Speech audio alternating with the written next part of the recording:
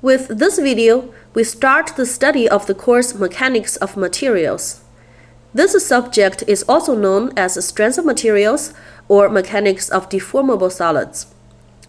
This course continues from the previous course Engineering Mechanics Statics. Therefore, you are expected to have solid foundation in statics, and if that is not the case, I strongly encourage you to review statics before starting this course. In this course, we will still be dealing with objects that are in static equilibrium. Therefore, the most important set of equations that we learned from statics still apply here. And that is the static equilibrium condition, that the resultant force vector acting on the body is 0, and the resultant moment vector that includes the moments caused by forces and the couple moments summarized about any arbitrary point also equals to 0. For a 2D problem, these two vector equations can be rewritten into 3 independent scalar equations. Normally these 3, but it doesn't have to be. For a 3D problem, the vector equations become 6 scalar equations. Since we're applying the same principles, what is the difference between this course and the statics course? If you recall, one of the most important assumptions we made in statics is that the object can always be considered as a rigid body that will not deform. But of course, that cannot be true, because if that is the case, then we can literally make buildings and bridges with paper-thin materials that are still able to sustain as much loadings as we want, since they will never deform and therefore never fail under heavy loads. But real materials do deform, and different types of materials have different mechanical properties and therefore different applications. And that is what this course studies. We want to know how materials behave under loadings, so that we can use this knowledge to design structures that are both economic and strong enough to meet the requirements. Before we officially start, I want to first ask you to imagine several scenarios and consider several questions. Scenario 1. Imagine there is a solid shaft made of a certain material, and a machine starts to apply axial forces on it, and the force is gradually increasing. When the force reaches, say, just 10 kN, the shaft fails. It looks like this 10 kN is a very critical value, since it marks the point of failure for these materials. Now imagine another shaft made of the same materials, same length, same density, but it's significantly thicker. And the same machine applies the same 10 kN axial loading to this shaft. The question is, as you may have already guessed, will the second shaft also fail under this same critical loading? Your answer is probably no. The second shaft is a lot thicker, in other words, has a larger cross-sectional area, therefore we expect it to be a lot stronger and it should be able to sustain a larger load. This tells us that it seems that the actual magnitude of the loading is not critical to determine how the material behaves. That seems to be determined by force over area, and this is known as a stress. Scenario 2. I am holding the same chopstick, but in image 1 I am twisting it, and in image 2 I am bending it. Let's assume I am applying exactly the same couple moments on the chopstick, but in different directions. The question is, will the chopstick behave the same in these two situations? The answer again is no. From your own experience, you can probably tell that from twisting the chopstick is going to split open, a failure from shear stress, while from bending the chopstick will break open, a failure from normal stress. This tells us that even if we apply the same loading on the same member, depending on where and or how we apply it, the material will behave differently. Scenario 3. Imagine the same situation that I'm bending this chopstick, and again, as illustrated here, my fingers apply the couple moments on the two edges of the chopstick. The question is, will the chopstick fail at where the loadings are applied? In other words, will the chopstick fail at the edges? Again, from our experience, we know that the chopstick is most likely going to bulge up in the middle like this, and eventually breaks in the middle. This tells us that the deformation, even failure of a member, is not directly related to the external loadings, but is determined by the internal reactions developed in the member. Hopefully, through these simple scenarios and questions, you start to bear in mind that it is the internal reactions responding to the external loadings that causes the stress distribution in the material, shear stress or normal stress, and that leads to material deformation and even failure.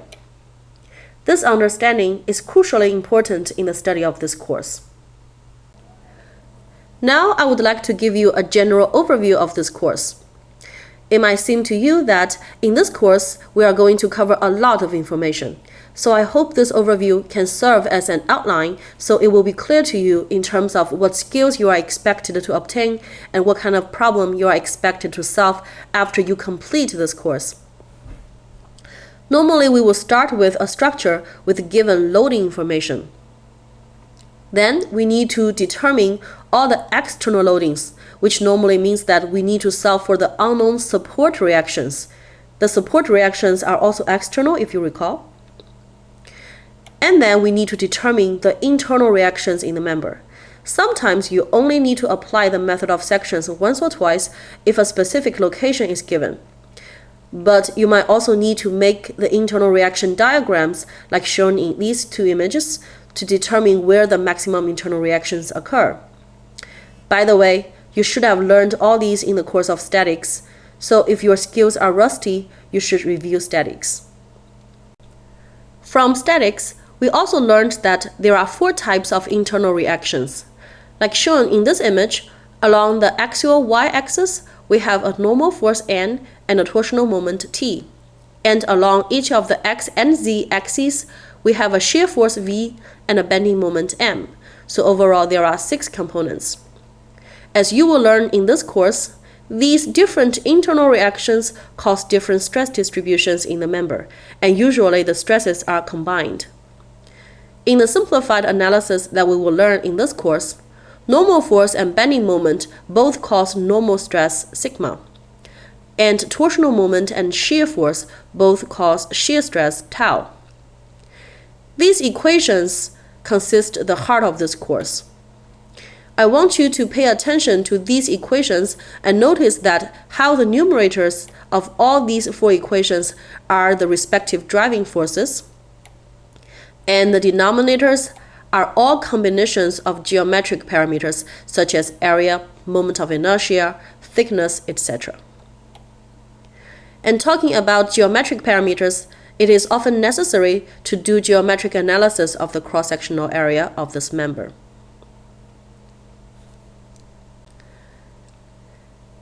After that, you will learn how to determine the state of stress of a particle in a specified location in the member. Let's use a cube in an established coordinate system to represent this particle. Again, this cube only represents a single particle, in other words, a single point in this member.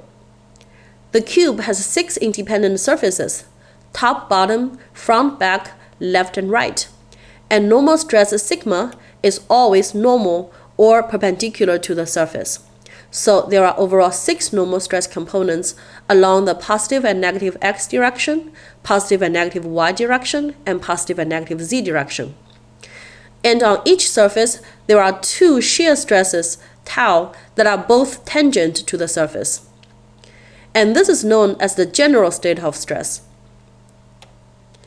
But if there is no stress distribution along the z direction, then the particle can be simply represented by a square in the xy plane. There are only a pair of normal stress, equal and opposite along the x direction normal to the side, and another pair along the y direction, and shear stress with the same magnitude that is tangent to the side. And this is known as the planar state of stress. And for the same particle at this exact same location, if we change its orientation, the state of stress will change accordingly and the new stresses can be calculated. and this is known as a stress transformation. Then we will learn how to quantify the deformation of the materials. It could be a simple size change, or shape change, or a more complicated deformation characterized by an elastic curve.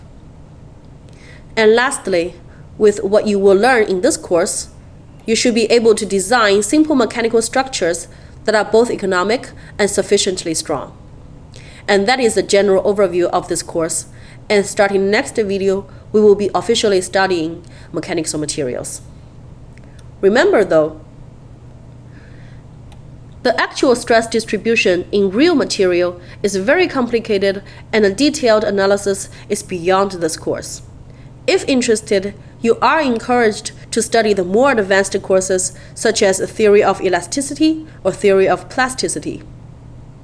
So in this course, we will make many assumptions and use much simpler mathematical models, and the goal is to teach the basic skills in the subject.